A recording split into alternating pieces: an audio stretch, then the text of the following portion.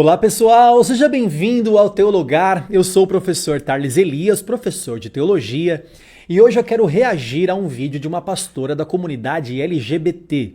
Será que a Bíblia aprova a prática homossexual? Será que existem textos bíblicos que dão base para esse tipo de prática? Hoje eu vou comentar com você sobre isso neste vídeo, mas antes de tudo, é claro, deixa um like pra gente se você ainda não deixou e se inscreva aqui no nosso canal se você ainda não é inscrito, não custa nada, é só você clicar aqui no botão do like e se inscrever no canal, porque assim você sempre recebe conteúdos relevantes aí na sua timeline, tá bom? Vamos lá, eu vou reagir a esse vídeo, é um vídeo da pastora ou apóstola Lana Holder. E mais uma vez, como sempre, não é um ataque pessoal, não é um ataque ao caráter dela, nem à prática e à vida dela. Nós sabemos que ela é homossexual, não é um ataque à comunidade LGBT, não é um ataque homossexual, não é um ataque homofóbico. O que eu vou tratar aqui é apenas de teologia, doutrina. É uma questão de interpretação dos textos que ela vai falar aqui nesse vídeo. Então, uma questão aqui apenas teológica e bíblica. Questão de defesa da interpretação da Bíblia. Esse vídeo aqui é sobre hermenêutica, sobre apologética, defesa da fé. E não é um ataque às pessoas e nem à vida dela. Cada um faz da vida o que quiser e ela tem direito de fazer da vida dela o que ela quiser. E eu tenho direito de gravar aqui também no nosso canal para explicar os textos que ela vai falar aqui nesse shorts aqui que ela fez, aqui nesse pequeno videozinho que ela fez. Vamos ver então? Vamos lá. Qual a base bíblica para a aceitação dos LGBTs? Vamos lá? Qual a base bíblica para não aceitação dos LGBTs? Aí você vai me falar 7 textos bíblicos: Levíticos, Coríntios, Romanos, Apocalipse, blá blá blá, ok. Então a gente tem 7 textos que são chamados de textos de terror para condenar os homossexuais, só que existe o chamado exegese. E eu vou te dizer o que significa exegese. Exegese é quando você interpreta o texto segundo a sua própria compreensão, o que significa que é errado, porque o correto é quando você faz a exegese do texto, ou seja, você interpreta o texto segundo aquilo que o texto realmente diz. Muito bem, ela fala algumas coisas muito coerentes e algumas obviamente distorcidas. Ela começa dizendo que existem pelo menos 7 textos que condenam veementemente e claramente a prática homossexual. E ela conhece muito bem, ela começa a citar Coríntios, Romanos, Levíticos, ela faz uma lista daqueles textos que ela sabe que condenam a prática homossexual. Mas para tentar descartar esses textos, ela usa 2 recursos aqui, né, de comunicação. A primeira coisa que ela faz, assim que ela começa a citar e termina de citar esses textos, ela diz assim, tem Coríntios, tem Romanos, tem Levíticos, blá, blá, blá, ok. Quer dizer, esse blá, blá, blá, ok que ela fala é uma tentativa de dizer, não, tudo bem, é um blá, blá, blá de mais, é mais do mesmo. Peraí, não é um blá, blá, blá.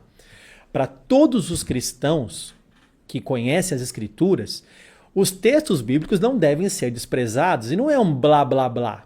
O texto bíblico é algo que nos alimenta, é o nosso pão diário, é lâmpada para os nossos pés. O cristão entende que a Bíblia é a sua regra de fé e prática, não é blá blá blá. Além disso, ela diz que esses textos são textos de terror. Eu nunca ouvi esse tipo de expressão, essa questão de textos de terror. Você não escuta isso na academia, você nunca vai ver um teólogo falando isso, você nunca vai ver um estudioso, um biblista falando sobre textos de terror.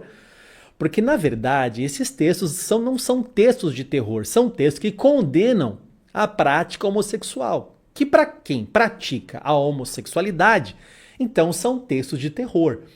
Porque estão realmente encaixados nos textos que a Bíblia condena. Então, essa questão de texto de terror nada mais é do que uma tentativa da pastora ou apóstola Lana Holder aqui de desqualificar esses textos que não podem ser retirados da Bíblia Sagrada.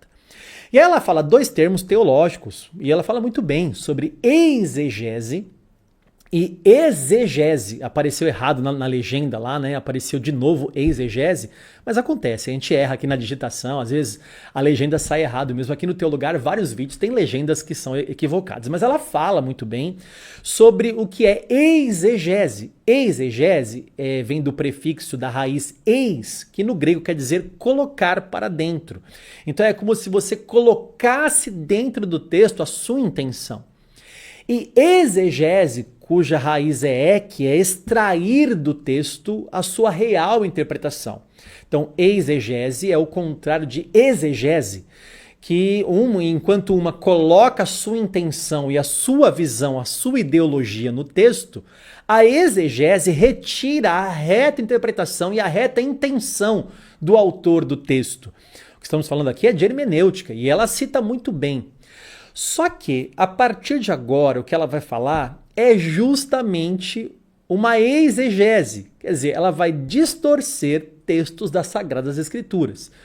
Então, o que realmente ela faz agora, o que ela está condenando é o que ela vai fazer agora. Ela vai distorcer os textos bíblicos, perceba junto comigo. Então agora eu vou te dar alguns textos, porque eu teria milhares para incluir. Deus, quando chama Abraão, diz: em ti serão benditas todas as famílias da terra. Significa que a minha família, eu e minha mulher, também seremos incluídas porque cremos em Cristo Jesus. Vamos lá, porque nós cremos em Jesus, é verdade, nós estamos enxertados na mesma promessa que Abraão recebeu. Está lá em Gálatas capítulo 3, você crê em Jesus? Sim, então você é herdeiro da promessa que Deus fez a Abraão. Em ti serão benditas todas as famílias da terra. Muito bem, só que estar em Cristo demanda arrependimento e fé, vida transformada.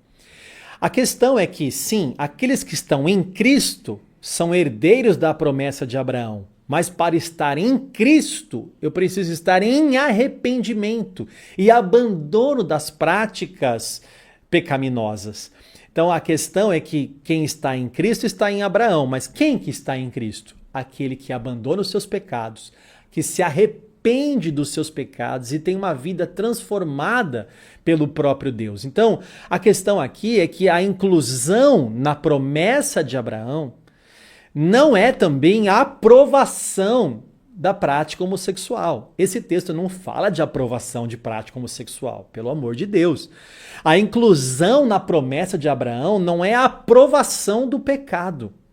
Ainda que em Cristo estamos inclusos ou incluídos na promessa de Abraão, ainda que em Cristo estamos incluídos na promessa de Abraão, isso não nos dá aval para continuar pecando. Não é um aval, uma aprovação para práticas pecaminosas. Além disso, quando nós falamos de as famílias serão benditas, a família que ele está falando ali é a família de Gênesis. Porque a família foi definida muito antes de Gênesis 12, quando Deus faz essa promessa a Abraão. Então, quando Deus faz essa promessa a Abraão, dizendo que as famílias serão benditas nele, a família que ele está falando, que Deus está falando, é o homem, a mulher e a sua descendência. Então, é essa família que Deus definiu lá em Gênesis 1 e Gênesis 2, entre homem, mulher e os seus filhos. É esta família que está sendo referida ali no texto. Continuando aqui. Outro texto, João 3,16, porque Deus amou o mundo. Eu estou no mundo, eu não estou em Marte. Então, é sério que a gente vai usar João 3,16 para dizer que isso é uma aprovação da prática homossexual? É sério que é essa a exegese da igreja LGBT? É essa a exegese da igreja LGBT dizendo que João 3,16... que porque estamos no mundo, não estamos em Marte, ela fala. É essa a interpretação, esse texto, João 3,16, inclui a aprovação da prática homossexual? É isso mesmo que a gente está ouvindo aqui? O amor de Deus pelo pecador, está lá em Romanos 5, versículo 8, está aqui em João 3, versículo 16. O amor de Deus pelo pecador não é a aprovação do pecado. O amor de Deus ao pecador é um convite ao arrependimento. Ele nos amou, nós só o amamos porque ele nos amou primeiro. Ele nos amou mesmo sendo nós ainda pecadores, Romanos 5, versículo 8. Isso é um convite para nos arrependermos e largarmos a velha vida. Olha, junto com a fé cristã vem um negue-se a si mesmo. É essa a questão. Pecado não é o que eu acho que é pecado. Pecado é o que a Bíblia fala que é pecado. E junto com o arrependimento e a fé, essa maneira de professar a fé cristã, vem uma frase muito grande para todos nós. Negue-se a si mesmo. Você quer seguir a Jesus? Quero. Então, para seguir a Jesus, tem que negar-se a si mesmo. Então, a graça que ela está se referindo aqui de João 3,16, a graça não é um convite para pecar. Muito pelo contrário, a graça é um convite para abandonar o pecado. Não é uma permissão. Agora não estamos mais na lei, estamos na graça. Vamos pecar? Bom, Paulo já falou isso. Veja comigo Romanos 6, versículo 19. E então, havemos de pecar porque não estamos debaixo da lei, e sim da graça? Aí Paulo responde, de modo nenhum.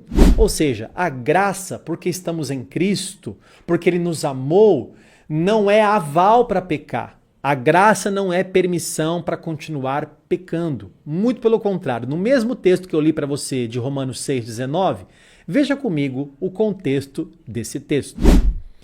Portanto, não permitam que o pecado reine em seu corpo mortal, fazendo com que vocês obedeçam às suas paixões. Também não ofereçam os membros do corpo ao pecado como instrumentos da injustiça, mas como pessoas que passaram da morte para a vida. Ofereçam a si mesmos a Deus e ofereçam os seus membros a Deus como instrumentos de justiça, porque o pecado não terá domínio sobre vocês, pois vocês não estão debaixo da lei, e sim da graça. Nós estamos debaixo da graça e essa graça que nos envolve não nos chama a continuar pecando. Então, porque estamos cheios da graça, vamos continuar pecando? Não, muito pelo contrário. Isso é um convite para o arrependimento. Então, todo mundo está incluso no amor de Deus? Todo mundo está incluso no amor de Deus, mas nem todos estão inclusos na salvação. Por quê que nem todos estão inclusos na salvação? Porque só é salvo aquele que crê. Salvação exige arrependimento do pecado, abandono do pecado. É óbvio que todo cristão continua pecando porque ainda estamos na natureza pecaminosa, mas é um deslize, não é uma prática contumaz, deliberada. Não é retirar alguns textos da Bíblia para poder dar base à minha prática. Isso não pode acontecer. Vamos finalizar escutando o que ela fala. Outro texto, lá em Atos, diz que Deus não faz acepção de pessoas. Então existem vários textos bíblicos que falam da inclusão de todos. Todo aquele que entrega a sua vida a Cristo é aceito. Pois é, esse texto que ela está falando de Atos, que Deus não faz acepção de pessoas, é a inclusão dos gentios. Atos 10 está falando de Cornélio. Quando Pedro olha e fala assim, agora percebo que Deus não faz acepção de pessoas. Ou seja, ele inclui o gentio, ele inclui o judeu, ele inclui o grego, ele inclui o brasileiro, ele inclui todo mundo. Não há distinção para Deus no quesito de nações, etnia. É isso que o texto está falando. Falando aqui de interpretação, não tem nada a ver com a aprovação de práticas imorais. O texto de Atos 10 não aprova a prática homossexual. Não tem jeito, gente. Se você for usar a Bíblia, ela vai condenar a prática homossexual. Não tem como. Se a Bíblia for a sua regra de fé e prática, não tem como distorcer, porque os textos são muito claros. O texto que ela mesma cita de Romanos, de Coríntios, de Levíticos, são muito, muito claros. É prática homossexual. O texto não fala de abuso, o texto não fala de prostituição cultural, porque isso aqui é para ídolos. Não, o texto não fala de que é a falta de amor ou textos de terror. Não. Todos os textos que condenam a prática homossexual são claros, não autorizando essa prática de sexo, de pessoas do mesmo sexo, né? Dessa comunhão de pessoas do mesmo sexo no sentido de relações sexuais e amorosas. Não existe essa aprovação na Bíblia, não tem jeito. Então eu vou colocar na tela aí para ficar bem claro para você. Primeiro, amor não é autorização. Segundo, inclusão não é aprovação. Terceiro, graça não é permissão. Então, o que Deus está nos dando, o amor, a inclusão, a graça, não é sinônimo de pecado.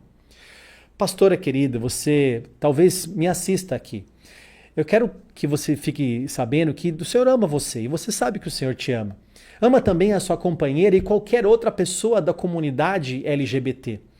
A questão aqui não é o amor de Deus que foi derramado a todas as pessoas. A questão aqui é que Deus nunca usou o amor dele para justificar o pecado, para dar aval ao pecado. Então o amor de Deus nos chama ao arrependimento. E que você que está me assistindo, e você tem outras práticas, não só a prática pecaminosa da prática homossexual, mas que você que encontrou Jesus, que você agora se arrependa de todos os seus pecados, negue-se a si mesmo e se entregue a Ele para ter uma vida transformada, uma nova vida em Jesus. Uma vida longe do pecado e cheia da graça e do amor do Senhor, tá bom? Se esse vídeo foi bom para você e você acha que vai ser bom para outras pessoas, mande também para mais pessoas, para sua igreja, mande para os seus amigos, mande para aquele seu amigo que tem tendência homossexual, mande para os seus amigos homossexuais. É um convite que Jesus faz, porque Ele te amou. O Senhor amou o mundo de tal maneira que Ele convida você ao arrependimento, para que você creia em Jesus. Todo aquele que crê em Jesus tem a salvação. Aquele que crê em Jesus é aquele que abandona os seus pecados. Tá certo?